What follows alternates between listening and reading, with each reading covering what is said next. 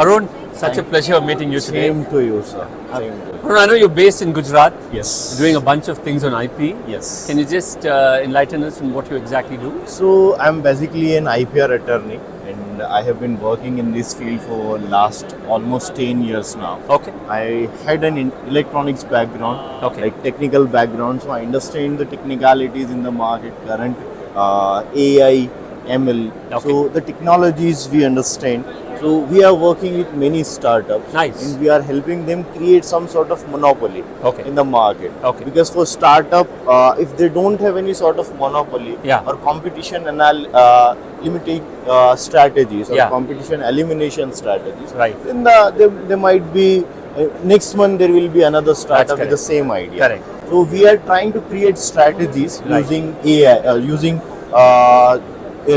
IPR. To like eliminate some sort of competition. And also create entry barrier. Exactly. An entry barrier. Some sort of fencing should be there. Correct. Otherwise, we have big sharks in the market. And, for startup, I think idea is the main crucial element.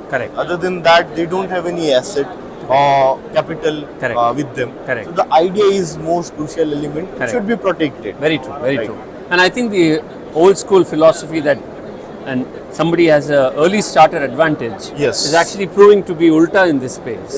Because somebody has a great idea, they come to the market, but they have not protected themselves well. And then within a few months, you realize that you are too lagging in the race. So throughout our 5-6 years of experience working specifically with startups, what is the mentality of the startup owner is like they don't care much about IPR. But actually, when you see the international perspective, the IPR is the first thing they protect, and then they enter into a market or development or anything.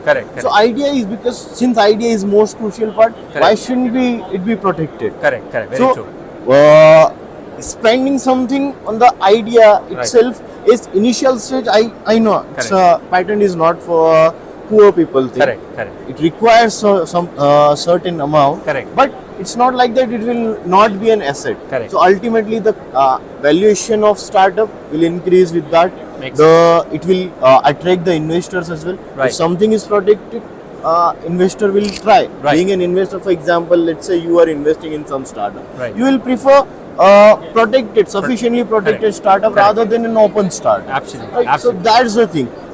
For Indian startup, government is working tremendously. So there are many policies of the government in which the startup have to pay nothing.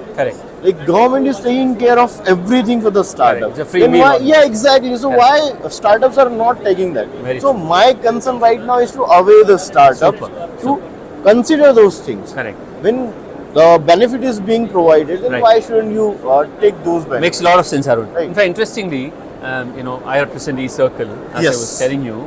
And I think we have a very cultural bias towards certain things, which is, for example, even when somebody starts riding a bike, in the Western world, they'll first learn how to wear the helmet. And then only they'll sit on the bike. Here, you first try to learn how to ride, fall down a few times. And if your head is still not broken, you can figure out you wear the helmet. And you only wear the helmet when the cop comes. So it's a very cultural mindset, and we see that a lot in the startups too, especially when we work with a lot of startups from emerging cities, tier 2, tier 3. I see that there is great fertility in the ideas. The ideas are great, but people are not covering their bases. So what would you want to advise startups, especially from the emerging cities? So see, the primary problem or the mindset lacking that we see with the tier 2 or tier 3 city businesses or startups, they are still following that classical method of doing a business, which their fathers or grandfather used to do. But now the scenario of business is changing. India is becoming an international business hub. So we should think accordingly. We should take decisions accordingly. So in this stage also, if we think like that traditional business method, it won't work out. It's not going to work out. So we should take, like, at initial stage only, which step needs to be taken care of, they should be taken care of. Like, they should take care of. If they require the expert guidance, consulting, So there are many incubation centers or experts are available. Correct. Who are pro bono giving guidance and suggestions. Correct. So they should get those benefits as well. Super. So we are in this journey to build this ecosystem, Arun, and we are really looking forward to you helping us and helping the startups with some of this awareness. I would love to be a part of such agendas. Yeah. Like we want to work pro bono to guide or mentor the startups. Yeah, super. Thank you for joining us in this movement. Thank you so much for giving me a time. Thank you.